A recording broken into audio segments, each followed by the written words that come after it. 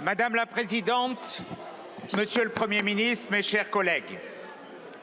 Hier soir, Monsieur le Premier ministre, vous avez dit aux Français « Ce n'est pas un vote pour ou contre Michel Barnier, mais un vote sur un texte ». Nous sommes d'accord, Monsieur le Premier ministre. C'est un vote sur un texte qui va nous guider. C'est un vote, hélas, sur un mauvais budget. Un mauvais budget, un budget socialiste même. Je vous l'avais dit lorsque vous avez prononcé votre déclaration de politique générale. C'est pour protéger les Français, protéger nos entreprises et protéger notre économie que nous refusons ce budget. Il y a 6 mois, mes chers collègues, lorsque je présidais encore les Républicains, nous avions fixé ensemble 3 lignes rouges avec beaucoup de vos ministres, notamment Bruno Retailleau, mais aussi Laurent Wauquiez. Nous avions dit alors que si ces lignes rouges venaient à être franchies, cela aurait automatiquement une conséquence, la censure du gouvernement. Ces lignes, je vous les rappelle, l'augmentation des prélèvements obligatoires, la désindexation des retraites qui pénaliserait nos petits retraités, la baisse de la prise en charge des soins et des médicaments. Monsieur le Premier ministre, votre budget a allègrement franchi ces lignes rouges. C'est donc en cohérence que nous voterons la censure.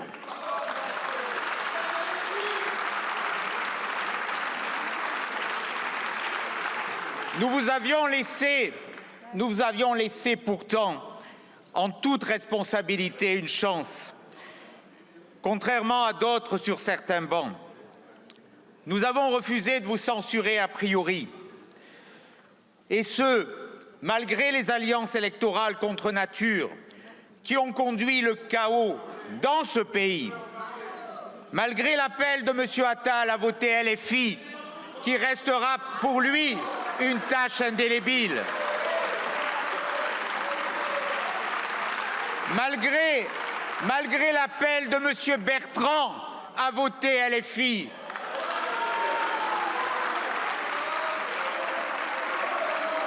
Malgré l'appel de M. Philippe à voter communiste.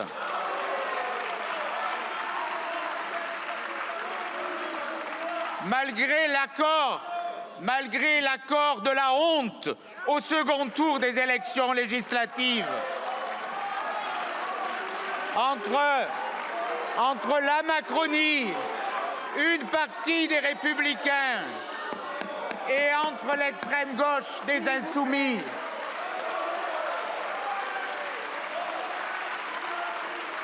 Je ne vous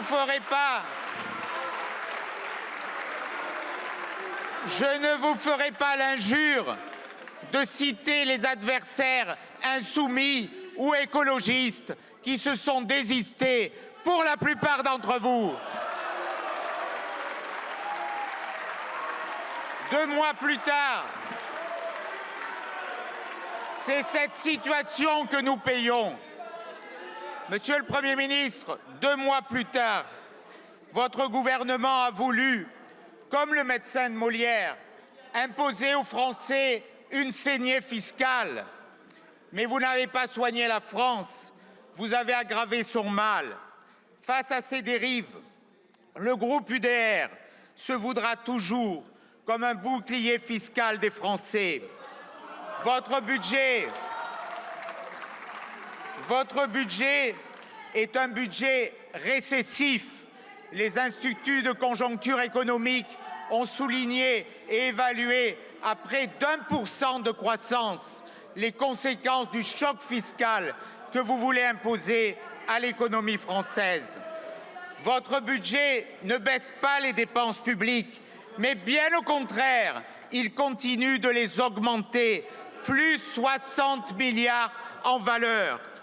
C'est aussi un budget incapable de faire des économies, un budget qui n'a exprimé aucune volonté de réduire le périmètre d'un État devenu envahissant, paralysant pour tous ceux qui veulent innover, entreprendre, inventer dans notre pays. Un budget qui est incapable de supprimer, de diminuer même les agences que vous avez citées, que vous avez rappelées par centaines, OFB, ADEME, autant d'organismes dont la seule raison d'être est de dépenser et d'empêcher les Français de travailler. Vous n'avez pas voulu porter atteinte aux dépenses somptuaires de ces organismes, comme s'attaquer aux millefeuilles territoriales et notamment à ces métropoles inutiles comme dépensières. Un budget, bref, qui préfère taxer, toujours taxer, encore taxer les Français et les entreprises. Un budget anti-ménage, un budget anti-entreprise, bref, un budget anti-économique. Un budget allant encore plus loin dans l'augmentation des impôts que celui présenté par les gouvernements de François Hollande. Un budget qui refuse de s'attaquer aux dépenses folles liées à l'immigration. Bref, nous arrivons aujourd'hui à un point de rupture. Nous ne pouvons plus vous laisser menacer l'économie française de faillite définitive. Votre texte fait peser sur la France une sortie de l'histoire par la petite porte. La censure va éviter aux Français un choc fiscal qui provoquerait une récession inédite. Nous préserverons ainsi les Français des fléaux inscrits dans ce PLFSS et dans ce PLF. Les 40 milliards d'impôts, oui, 40 milliards d'impôts supplémentaires. La désindexation des retraites dès le 1er janvier pour tous les retraités, y compris les plus modestes. La hausse du coût du travail, la hausse de l'impôt sur les sociétés, la hausse de la fiscalité sur les revenus, le retour de l'ISF au Sénat ou même l'invention de la taxe sur l'eau en bouteille. Même l'eau, vous avez voulu la taxer.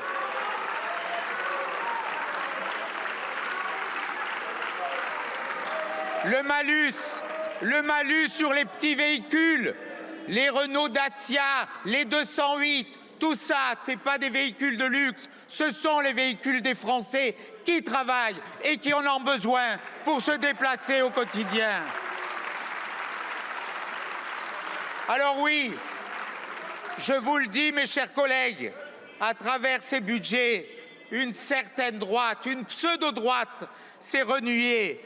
Comment un gouvernement prétendument de droite a-t-il pu refuser de corriger les dérives insupportables de l'AME réservées aux clandestins, tout en baissant le remboursement des médicaments pour les Français qui paient leurs cotisations? Comment un gouvernement prétendument de droite a-t-il pu alourdir le coût du travail pour les commerçants, les artisans, les professions libérales, nos entrepreneurs, sans porter atteinte au versement des allocations familiales, comme nous avions demandé avec Bruno Retailleau pour les étrangers dès le 1er jour de présence en France. 7 milliards d'économies potentielles alors qu'on a touché au remboursement des soins et des médicaments. C'est la vérité. Monsieur le Premier ministre, je vous estime et je vous respecte. Ce respect m'oblige à la vérité. Aujourd'hui, seule la censure peut protéger les Français de votre budget récessif. Il faut croire d'ailleurs, plusieurs jours après l'annonce de cette possible censure, que les marchés sont plus rassurés par l'hypothèse de la fin de votre gouvernement que par la continuité de ses erreurs. Alors stop aux fake news et à la ridicule stratégie du chaos. Oui, le 1er janvier prochain, la France ne s'arrêtera pas. Toutes les retraites seront même désindexées sur l'inflation. Cela est sûr, loin des fantasmes. Dans quelques jours, le prochain gouvernement sera obligé de procéder à de véritables économies. Aujourd'hui, la censure porte l'espérance de l'alternance, la vraie, celle qu'attendent, qu'exigent et que demandent les Français. Merci beaucoup.